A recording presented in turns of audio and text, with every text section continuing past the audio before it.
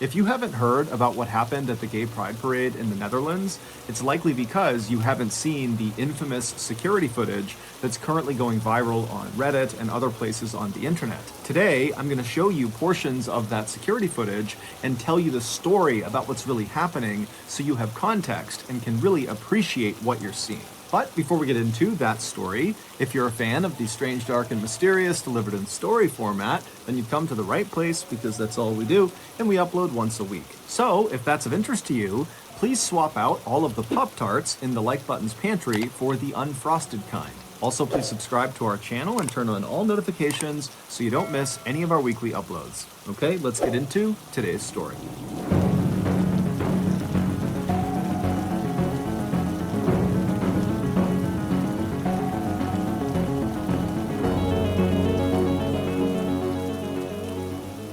On September 27, 2018, in a little city in the Netherlands, a security camera captured 6 men walking calmly toward this brick bungalow inside one of the country's holiday parks. A holiday park is a place that offers cheap accommodations to tourists. They typically have things like campsites, RV parking, cheap bungalows for rent, and they also often offer things like swimming and golfing and bowling, so it's kind of like an all-in-one for families on vacation. But on this September day, these 6 men caught on camera were neither family nor on vacation. Instead, as they walked, it was very clear from their body language that the only thing they were interested in was getting inside of their holiday bungalow.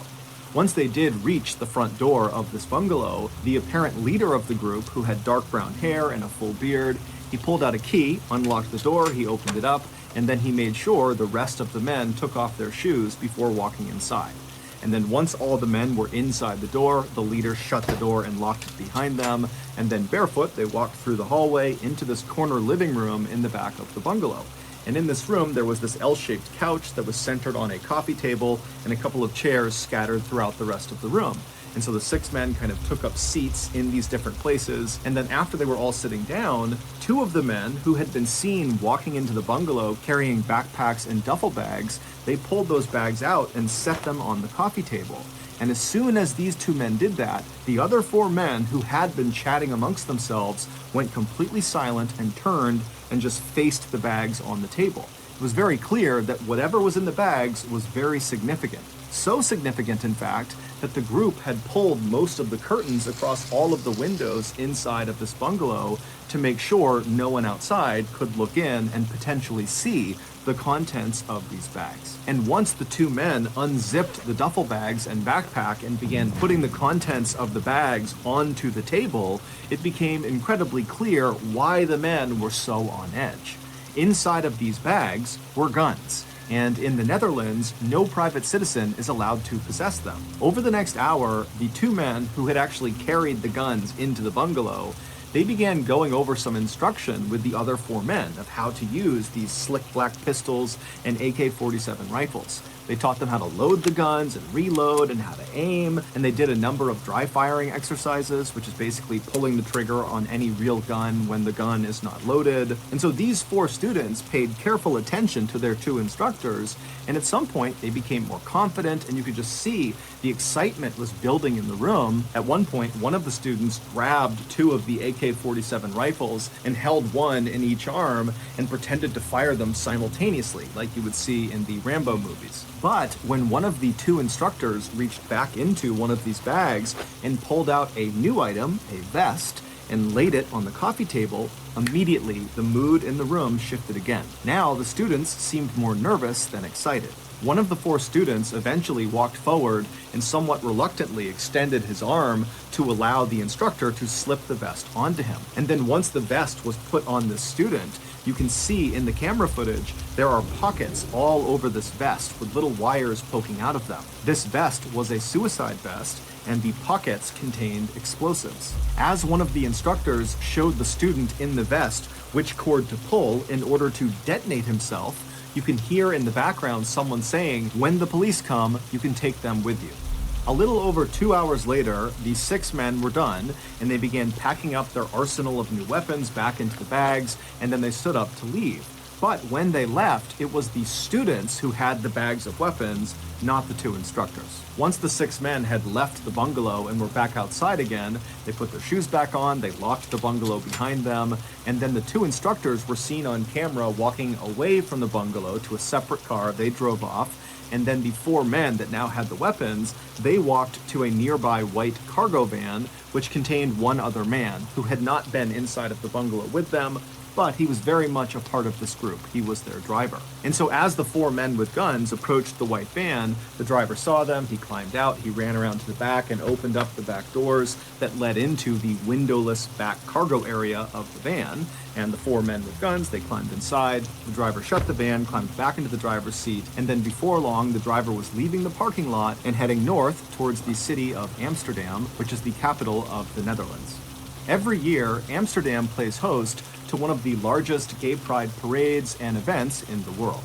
The location is significant to the LGBTQ community because it was here in 2001 that the first gay marriage bill was signed into law, making the Netherlands the first country in the world to legalize gay marriage. So, for 1 week a year, hundreds of thousands of people pour out onto the streets and line the canals of Amsterdam, all drawn together to affirm gay rights and to celebrate their sexual expression, preference, and identity. And the men in the white windowless van intended to use their new weapons and training to kill or maim as many parade goers as possible. They were hopeful that their terrorist attack would rival or even eclipse the attack from 2015 in Paris in a nightclub that killed or injured more than 500 people and sent shockwaves through Europe. 30 minutes later, the 4 men in the back of this windowless van felt the van slow down and pull off the main road and not come to a complete stop, but just kind of begin to slow roll, which was odd because they had no reason to slow down and they were at least 30 minutes away from their destination. And so instinctively, the men reach down and make sure their guns are safely stowed inside of their bags and out of sight in case somebody opens the back door. They don't want people to know they have guns, they are illegal. And so as the van continued to go painfully slowly for really no reason that was clear, the men in the back of the van were really starting to worry that something was wrong. Now remember, they have no windows, they can't look outside, they don't know what's going on. However, there was a small crack in the partition that separated the back of the van from the front of the van where the driver was. And so the men in the back of the van began craning their necks and looking through this little crack to try to see if they could understand what was in front of the van and, why the driver had stopped. And when these men looked through that little crack and they saw what was out there, they immediately began to panic. They began reaching down and fumbling for their bags, trying to open them up to get their guns, and then by the time they're kind of getting the guns into their hands, all the doors on the van fly open, and the men in the back just begin firing their guns blindly at the open doors. But when they pull their triggers, nothing happens, because their guns were fake.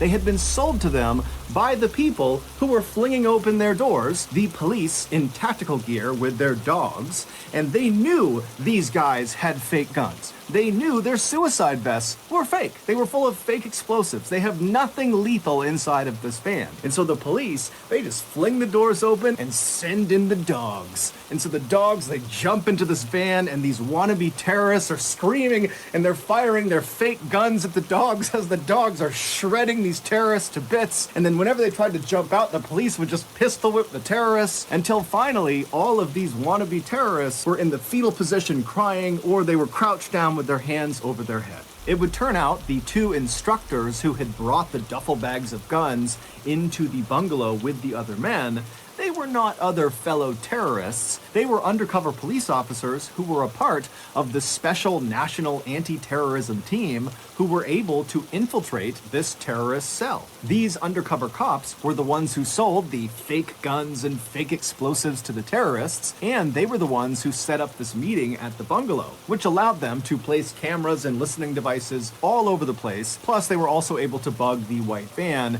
because they knew they would be departing the bungalow inside of it. So all the wannabe terrorists that you saw on camera, plus 2 others that were not seen on camera but were totally involved, were all sentenced on October 8th, 2020 to anywhere from 10 to 17 years in prison. Meanwhile, the Amsterdam Pride Parade went off without a hitch.